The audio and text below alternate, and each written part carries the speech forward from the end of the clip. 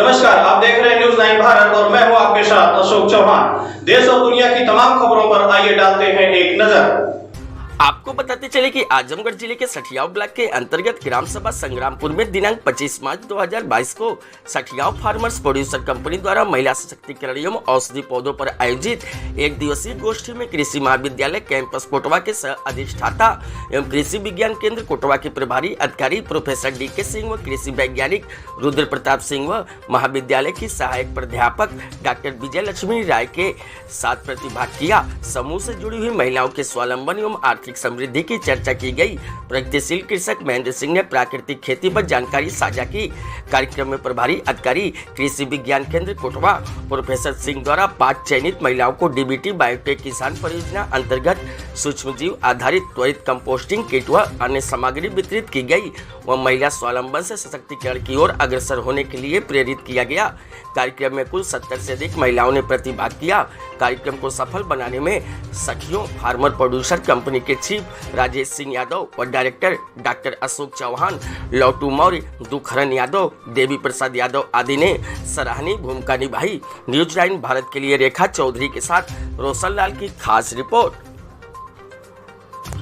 जिला के सठियाव ब्लॉक के संग्रामपुर गांव में, जहां सठियाव फार्मर प्रोड्यूसर कंपनी लिमिटेड द्वारा एक जनसभा का आयोजन किया गया है, विचार गोष्ठी का आयोजन किया गया है। इसमें जिला कृषि अधिकारी आए हुए हैं। आइए हम जानना चाहते हैं कि इन्होंने क्या संदेश दिया और क्या चाहते हैं यहाँ महिलाओं से। सर, अपना शुभ नाम बताएं। डॉक्टर धीरेन्द्र कुमार सिंह, मैं professor and dean college of agriculture Azamgarh में है, जो कि आचार्य नरेंद्र देव कृषि एवं प्रौद्योगिकी विश्वविद्यालय द्वारा संचालित किया जा रहा है। वर्तमान में मेरे पास कृषि विज्ञान केंद्र का भी दायित्व है। आज सठियाव ब्लॉक के इस गांव में आने का उद्देश्य था कि सठियाव FPO ऑर्गेनाइजेशन के माध्यम से महिलाओं के सशक्तिकरण के संदर्भ में हम लोग चर्चा करें। काफ़ी अच्छा रहा है और हमारे कृषि विज्ञान केंद्र के सहयोगी साथी भी आए हुए हैं, डॉक्टर रुद्र प्रताप सिंह और डॉक्टर विजय लक्ष्मी राय जी आई हुई हैं, क्योंकि किसानों को इस संदर्भ में काफ़ी रुचिकर जानकारी दी और महिलाओं ने चढ़ बढ़ के इस कार्यक्रम में हिस्सा लिया है। हमारे कृषि विज्ञान केंद्र के माध्यम से DBT बायोटेक के तहत महिलाओं को और आर्थिक रूप से उन्नत बनाने के लिए 5 बायोटेक किट का भी वितरण किया गया है, जिसके माध्यम से महिलाएं अपने घरों के प्रोड्यूस को, जो भी कचरा होता है वगैरह वगैरह, उसको निकाल करके उसमें कंपोस्ट को तैयार करती। तो इसके द्वारा महिलाएं घर में ही रह करके और ये सारे कार्य करके आर्थिक रूप से उन्नति कर सकती है। हाँ सर, आप इस संबंध में जो ये सठियाव फार्मर प्रोड्यूसर्स ऑर्गेनाइजेशन है, इन्होंने महिलाओं को लेकर और उनकी जागरूकता के लिए, उनको स्वावलंबी बनाने के लिए एक बहुत ही अच्छा सकारात्मक पहल किया है। और इसमें जो जैसा कि अभी हमारे सर ने बताया कि आचार्य नरेंद्र देव कृषि एवं प्रौद्योगिकी विश्वविद्यालय के अधीन कार्यरत जो हमारे कृषि विज्ञान केंद्र कोटवा है, वो इसमें अपनी एक सार्थक भूमिका निभाना चाहता है। और उसी के तहत आज चूँकि हमारी ग्रामीण महिलाओं को स्वावलंबी बनाना एक हमारा लक्ष्य है कि किस तरह से वो जो है अपनी आर्थिक स्थिति को मजबूत कर सके और एक आय का साधन डेवलप कर सके, तो उसी दिशा में हम लोगों ने, जैसे DBT बायोटेक किसान एक परियोजना है जो जैव प्रौद्योगिकी विभाग भारत सरकार द्वारा वित्त पोषित है, तो उसके तहत हम लोगों ने जो सूक्ष्म जीव आधारित त्वरित कंपोस्टिंग तकनीकी है, उसको बढ़ावा देने के लिए, उसको अपने किसान भाइयों में लोकप्रिय करने के लिए हम लोग यहाँ आए हैं। और उसी के और हम उम्मीद करते हैं कि आगे आने वाले समय में ये लोग उससे गुणवत्ता युक्त कंपोस्ट खाद बनाकर और जो अपने उत्पाद हैं उसको जैविक खेती के दिशा में ये जो है अग्रसर होंगी। और उसके साथ साथ जो हमारी अन्य महिलाएं भी हैं, इनसे प्रेरणा प्राप्त करेंगी और हम लोग जैविक खेती की दिशा में आगे बढ़ेंगे। मैडम, आप एक महिला भी हैं, यहाँ महिलाएं उपस्थित भी हैं, तो आप इन महिलाओं को मतलब यहाँ आने से क्या फ़ायदा, क्या नुकसान इस संबंध में? मैं यहाँ पर जो ये फार्मर प्रोड्यूसर ऑर्गेनाइजेशन का जो ये कार्यक्रम था, ये बहुत ही बढ़िया था। यहाँ पर आए सभी लोगों ने बहुत ही अच्छे से अपने बातों को रखा। मैं यहाँ की महिलाओं को ये कहना चाहूँगी कि जो भी उन्हें जैविक खेती के लिए जो भी उपाय बताए गए उन्हें वो अपनाएं और अपनी खेती को लाभदायक बनाएं, उसके बारे में जानें और अपने आप को स्वावलंबी बनाने के लिए मेहनत करें। अपनी समस्याओं के समाधान के लिए वो आजमगढ़ में स्थित कृषि विज्ञान केंद्र एवं कृषि महाविद्यालय से जिस भी प्रकार की वो सहायता प्राप्त करना चाहती हैं वो कभी भी किसी भी समय सहायता प्राप्त कर सकती हैं। उसके लिए हम सभी लोग उपस्थित हैं और उनके सहायता के लिए वो जिस भी प्रकार का चाहती हैं हम उनको सभी प्रकार की सहायता उपलब्ध कराएंगे। मैडम, ये नारी से नाम जो दिया जा रहा है, इसके तहत महिलाओं को ट्रेनिंग भी दी जाती है, तो महिलाएं नारी सशक्तिकरण के नाम पे जब कोई कार्यक्रम चलता है तो बढ़ चढ़ के हिस्सा लेती हैं। देखा जाता है कि घर का कुछ काम छोड़ देती हैं। इस संबंध में क्या कहेंगे कि क्या घर के काम को छोड़ के दूसरे काम पे नारी सशक्तिकरण दिखाए या घर के काम को साथ में लेते? देखिए, घर का काम जो है वो सभी के लिए ज़रूरी है और नारियां कभी भी ये अगर कोई कहता है कि वो अपना घर का काम छोड़ती है तो अपना घर का काम छोड़ती नहीं है, उसके लिए वो समय बदल देती है। भले जो काम सुबह करना है वो शाम को करती है, लेकिन नारी सशक्तिकरण का ये मतलब नहीं है कि वो अपना घर का काम छोड़ती है, क्योंकि नारियों का घर जो चलता है वो बेसिकली नारियों के काम से ही चलता है। तो उसके लिए वो अपना सिर्फ समय बदलती हैं, वो अपना किसी प्रोग्राम में जाने के लिए वो घर का काम नहीं छोड़ती हैं। तो ये कहना गलत होगा कि वो अपने घर का काम छोड़ देंगे। क्या है और यहाँ पे मौजूद महिलाओं को आप क्या संदेश देना चाहेंगी? मैं ग्रामीण फाउंडेशन से हूँ, मेरा नाम भान प्रकाश है और ये जो कार्यक्रम था महिला सशक्तिकरण पे महिलाओं का हर विभाग में पाठ बन रहा है, किंतु एफपीओ में अभी महिलाओं की समझदारी नहीं है। तो ग्रामीण फाउंडेशन जो है वो महिलाओं को एफपीओ के बारे में, एफपीओ क्या है, कैसा होता है, क्या काम करता हो, उसके लिए ग्रामीण फाउंडेशन जो है महिलाओं को एफपीओ में उनको भागीदारी बढ़ाता है और उनको सशक्त बनाता है, एफपीओ के बारे में पूरी जानकारी देता है। क्योंकि खेती का काम 80% महिलाएं करती हैं और नैतिक क्रियाडी, किंतु जब उत्पन्न होता है, प्रोडक्शन निकलता है, तो उसकी बिक्री का काम पुरुष करते हैं। तो एफपीओ के माध्यम से जब महिलाओं को हम जोड़ेंगे, उनको जानकारी देंगे, तो वो जो भी खेती का काम है महिलाएं बढ़ चढ़ के उसमें हिस्सा लेंगी और उनको जानकारी होगी। तो जब महिलाओं सशक्त होंगी तभी हमारे देश का विकास होगा। अगर महिलाएं सशक्त नहीं हो रही नहीं होगा। सर, मेरा नाम महेंद्र कुमार सिंह है। सर, आप कृषि क्षेत्र में सरकार द्वारा सम्मानित किए गए हैं, तो मतलब आप जब सम्मानित किए गए होंगे तो कैसा लगा होगा और वहाँ तक पहुँचने के लिए आपको क्या क्या संघर्ष करना पड़ा? सर देखिए, मेहनत और संघर्ष तो करना ही पड़ता है। 2013 में गुजरात में माननीय प्रधानमंत्री जी नरेंद्र मोदी जी ने मुझे मेरे जिले से मेरा चयन हुआ, वहाँ पर मुझे उन्होंने बुलाया और पूरे भारतवर्ष के एक एक जनपद से एक एक किसान का चयन हुआ था। तो उस समय मुझे जो है वहाँ पे 51,000 रुपये का पुरस्कार मिला और फिर उसके बाद तो बहुत सम्मान मिले जिले से अपने, और माननीय राज्यपाल महोदया जी से भी अभी जल्दी ही मिला है। तो मैं विष मुक्त प्राकृतिक कृषि का जो है प्रचार प्रसार कर रहा हूँ और अपने पूरे जनपद में ब्लॉक के और ज़िले के माध्यम से और अपने कृषि विभाग के माध्यम से, केवीके के माध्यम से, शोध केंद्र के माध्यम से और विज्ञान विभाग के माध्यम से मैं जहाँ भी हमारे ये अधिकारी लगाते हैं हम उनको प्राकृतिक कृषि का जो प्रशिक्षण अपने जितने ज़िले के महिलाएं हैं, पुरुष हैं, सबको हम देते रहते हैं और इसका रिजल्ट भी बहुत धीरे धीरे आ रहा है, बढ़िया आ रहा है। मौके पर उन्हें प्राप्ति की बात आती है तो उसमें अक्सर लेट हो जाया करता है। क्या आपके साथ भी ऐसा कुछ हुआ? ऐसा कुछ नहीं। देखिए, किसान जो है जिसको जो पहुंचना चाहिए, ये हर किसान की जो है ये डिमांड है। उसकी उम्र कम होगी तो सारे बीमारियां लगेंगी उसको और सारे पैसे उसको बीमारी में चले जाएंगे। सर, मेरे पूछने का मतलब ये है कि जैसे अभी विद्यालय खुलने जा रहे हैं, जो भविष्य में जैसा बीता, अगर विद्यार्थियों को ड्रेस चाहिए, कॉपी किताब चाहिए तो पहले लिख के सरकार को भेजना पड़ता है, उसके बाद पढ़ाई विद्यार्थियों की चलती रहती है। काफ़ी दिनों के बाद उनके ड्रेस पैसे आते थे। तो क्या इस तरह से खेती करने के लिए आप लोगों को भी या किसानों को भी जब खेती करने की ज़रूरत पड़ती है खाद के लिए, तो पहले से लिख के भेजना पड़ता है या लिख के तुरंत मिल जाता है? देखिए, मैं प्राकृतिक किसान हूँ। अभी प्रधानमंत्री ने लॉन्च किया 16 दिसंबर को कि आप लोग पूर्ण रूप से प्राकृतिक कृषि करिए।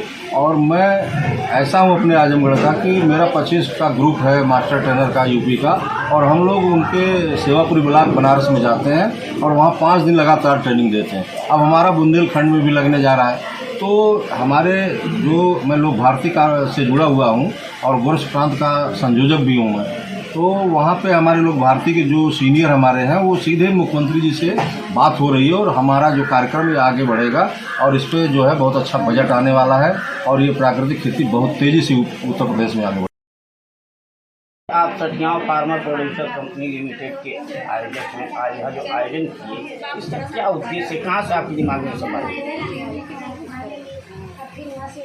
देखिए, आपके मीडिया के माध्यम से मैं ये कहना चाहता हूँ कि मैं पेशे से किसान हूँ और 2-3 साल पहले हमारे यशस्वी प्रधानमंत्री माननीय नरेंद्र मोदी जी एक पेपर में एक कटिंग आई थी, उसमें दिया था FPO के बारे में, फार्मर प्रोड्यूसर्स ऑर्गेनाइजेशन के बारे में। मैं वहीं से इंस्पायर हुआ। तो पूरी योजनाएं पढ़ने के बाद ये समझ में आया कि हमको किसानों को चैनलाइज करना चाहिए और हम लोगों ने मिलकर एक अच्छे साम्राज्य की संरचना के गठित किया। इसके बाद ये लगा कि हम लोग संगठित होकर अच्छे काम कर सकते हैं। एक FPO बनाया गया। ये बातें यही समझ में आ गई कि हम जो भी प्रोडक्शन करते हैं उसको वैल्यू एड कैसे करें। इस संदर्भ में हम काम कर रहे हैं। सरकार की योजनाएं इतनी खूबसूरत है जिसका हम पूरा लाभ भी ले रहे हैं और अपने किसानों को भी दे रहे हैं। इसमें प्रधानमंत्री नरेंद्र मोदी जी के बारे में क्या कहना चाहेंगे? बहुत ही दूरदर्शी योजना है FPO के माध्यम से। आज हम किसान उस कॉर्पोरेट लेवल को छूने की कोशिश कर रहे हैं। जो ये सोच और रुझान आई है, इसमें हमारे प्रधानमंत्री महोदय का मतलब कि बहुत मैं शुक्रगुजार हूँ कि ऐसी योजनाएं लाकर हम किसानों को भी एक कॉर्पोरेट बनाने की जो योजनाएं हम जाने हैं, इसमें इस जो सरकार है इसमें इसका बहुत बड़ा योगदान है। और उद्देश्य हमारा यह है कि इस ज़मीन जिस परिषद में हम रहते हैं, जैसे आजमगढ़ का जो परिवेश है, भौगोलिक आर्थिक सामाजिक दृष्टि से अध्ययन करने के बाद ये लगा कि यहाँ पर छोटी जोत के किसान हैं और यहाँ पर जो है कल कारखाने कुछ भी ऐसे नहीं है। हमको ये लगा कि हमको पास जितने भी प्रोडक्ट पैदा होता है यहाँ उसको वैल्यू एडिशन कर दें और जिससे हमारा किसान लाभान्वित हो। अभी देखिए मिल भी नहीं रहा है, किसान के पास अवेयरनेस कम है, वो जला दे रहा है। पराली अंतर्गत तमाम समस्याएं हो रही हैं। हमारे पास जो है इजराइल की कुछ प्रजाति के पौधे आए हुए हैं, मैं इस पर काम कर रहा हूँ बहुत अच्छी मात्रा में, जिसमें KVK आजमगढ़, कृषि ऑफिस आजमगढ़, कुछ लाइवलीहुड एनआरएलएम के लोग सारे ऑफिसर जुड़े हुए हैं हमसे। इनसे इंस्पायर होकर और हमारी सारी महिलाएं जो हैं कृषि सखी हैं वगैरह, सारे जितने भी लोग हैं BDO हैं, सब लोग मिलकर एक व्यवस्था बनाया कि हरे चारा पर यदि हम काम कर दें तो सबको रोजगार भी मिल जाएगा और सरकार की जो गौशालाएं हैं ये कहीं कहीं से खरीदती हैं। जिला जैसा कि आप लोगों ने देखा कि यहाँ पे कृषि विज्ञान से संबंधित पदाधिकारी और अधिकारीगण मौजूद थे, जो महिलाओं को मजबूत करने के लिए कृषि के माध्यम से ट्रेनिंग दिए हैं कि वह स्वावलंबी बने और साथ ही साथ अपनी आर्थिक स्थिति भी मजबूत करें। न्यूज़ 9 भारत के लिए अपने सहयोगी आनंद गुप्ता। और यहाँ पे BSc agriculture, BSc veterinary sciences, BSc home science और अन्य प्रकार की अंडर ग्रेजुएट की डिग्री प्रदान करते हैं। साथ ही साथ जब BSc बच्चे कर लेते हैं तो कुछ सीटें होती हैं MSc एग्रीकल्चर। MSc के लगभग 14 सब्जेक्ट हमारे पास है डिफरेंट डिसिप्लिन में। Horticulture, vegetable science. हॉर्टिकल्चर में जिसमें फल फूल की खेती की जाती है, वेजिटेबल का मतलब जिसमें सब्जियों की खेती की जाती है, एग्रोनॉमी जिसमें फसलों की खेती की जाती है। और इन खेती के साथ साथ जब खेती करते हैं तो इनमें रोग का प्रकोप भी होता है, तो उसके लिए अलग डिपार्टमेंट होता है, plant protection, plant pathology department होता है, एंटोमोलॉजी डिपार्टमेंट होता है। ये सब कीड़ों और रोग बीमारियों की रोकथाम के विभाग होता है। हमारे पास जितनी फसलें हैं उतने प्रकार के स्पेशलाइज्ड वैज्ञानिक होते हैं जो कि अलग अलग फसलों पे काम करते हैं। किसी एक वैज्ञानिक से आप कहिएगा कि आप दाल के बारे में बता दीजिए, किसी पल्स क्राफ्ट के बारे में बता दीजिए कि ये प्रॉब्लम आ रही है, तो शायद वो कह देगा कि नहीं साहब हम नहीं बता पाएंगे, क्योंकि उसका स्पेशलाइजेशन है, विशेषीकरण है कि वो किसी एक फसल और एक बीमारी के ही बारे में अपनी राय दे सकता है। जब ऐसी बात होती है, किसानों को तो मल्टीपल प्रॉब्लम होती है, बहुत सारी समस्याएं होती हैं, फसलें कई हैं, IFS सिस्टम में वो खेती कर रहे हैं, कई समस्याएं हैं। इन समस्याओं को, मल्टीपल प्रॉब्लम्स को दूर करने के लिए विश्वविद्यालय ने कई केंद्र बनाए अलग अलग जिलों में। उनका नाम किया कृषि विज्ञान केंद्र, और इन कृषि विज्ञान केंद्र पे विभिन्न विषयों के वैज्ञानिक बैठाए गए, और ये वैज्ञानिक आपके मल्टीपल प्रॉब्लम, जो कि बहुत सारे प्रॉब्लम होते हैं, समस्याएं होती हैं, उन समस्याओं का निराकरण। दिल है उसमें प्रवाह होता है, और ये ऊर्जा जो उसके शरीर में आती है 27 नक्षत्रों की, और शरीर से आके दूध में आती है, दूध के माध्यम से हम लेते हैं। और जिस गाय के पास दिल है ही नहीं, वो कहां से लेगी? उसको मिलेगा? नहीं मिलेगा, वो गाय है ही नहीं। ये सींग जो बड़ी बड़ी होती है, और ये गरकमल जो होता है, ये बड़ी लंग जो होती है, इससे प्रतिरोधक क्षमता हमारी गौ माता के अंदर आती है 27 नक्षत्रों से, उनके शरीर में, शरीर के माध्यम से दूध में, दूध के माध्यम से हमको मिलती है, और वो प्रतिरोधक क्षमता हमारे शरीर के अंदर आती है। हमारे शरीर के अंदर जब प्रतिरोधक क्षमता बढ़ती है तो हमको कोई भी बीमारी नहीं हो सकती। कोरोना की बातें छोड़ दीजिए, अगर आपके घर में देसी गाय का घी है, अगर आपके घर में देसी गाय का घी है, थोड़ा सा कहीं बाहर निकलिए, जरा सा नाक पैसे लगा लीजिए, उसके बाद मेरी गारंटी कोई बैक्टीरिया आपके अंदर आ ही नहीं सकता। आप लगा लीजिए, थोड़ा सा इसे लगा लीजिए, और उसके बाद आपके अंदर कोई बैक्टीरिया है कि नहीं, पूरी 24 घंटे की मेरी गारंटी, चाहे जहां घूमिए जैसे घूमिए, न कोई रोग आ सकता। रोग तभी आता है, रोग किसको पकड़ता है? जो आपके कमजोर होता है। आप आगे देखिए, बहुत दूर का नहीं हो, बराबर मेरा प्रोग्राम लगता है आजमगढ़ जनपद में, यहाँ ब्लॉक में, गांव में भी लगता है, जहाँ के गांव वाले बुलाते हैं वहाँ भी मैं जाता हूँ, ये प्रशिक्षण देता रहता हूँ। बात ये है कि आपको एक देसी गाय खरीदना है।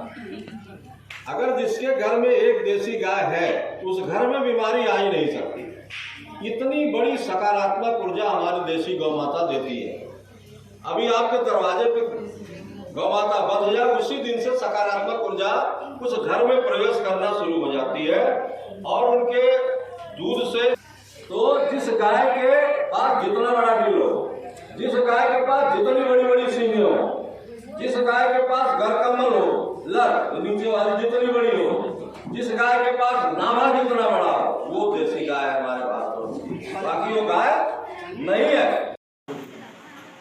एक दिन में 1 एकड़ खेती के लिए खाद पर्याप्त अगर आपको मिल जा रही है, तो 1 एकड़ में आप लोग सोचिए कि कितनी रासायनिक खाद का प्रयोग करना पड़ता है। उसका कीमत अगर आप जोड़ें तो आपको अंदाजा होगा कि यह हमारी गाय कितनी हमारे लिए उपयोगी है। इस गाय के गोबर को हम इसी तरह से खाद बनाकर उस जो ऑर्गेनिक खाद है, जो कार्बनिक खाद है, उसको हम खेत में डालें, खेत की उर्वरा शक्ति बढ़ेगी, उसका स्वास्थ्य अच्छा होगा, जो उत्पाद होगा वह अच्छा होगा, और उसको उत्पाद के खाने वाले जो अभी लोग तो हैं खाने वाले, रासायनिक खादों के द्वारा प्रयोग की गए जमीन में जो खादें प्रयोग की जाती है, उसके बाद जो उत्पाद होता है, उस उत्पाद को खाकर हम सभी लोग बीमार पड़ रहे हैं।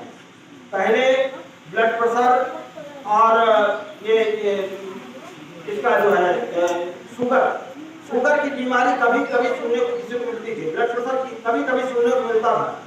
आज ज्यादातर लोग ब्लड प्रेशर, शुगर और सांस से ग्रसित हैं। कहीं भी आप किसी भी परिवार में जाएं तो ज्यादातर लोग कहेंगे साहब ऐसा है कि हम लोग चीनी वाली मिठाई मत दीजिए, हमें ये मत चाय चीनी वाली मत दीजिए। क्यों? क्योंकि वो सारे शुगर से पीड़ित हैं। तो इससे बचाने के लिए हमें गोबर पर आधारित खेती को बढ़ावा देना है और उसको आप सबके सहयोग से यह कार्य होना है। यहाँ एक हम आपको गौशाला देंगे, उस गौशाला में आपको काम करना है।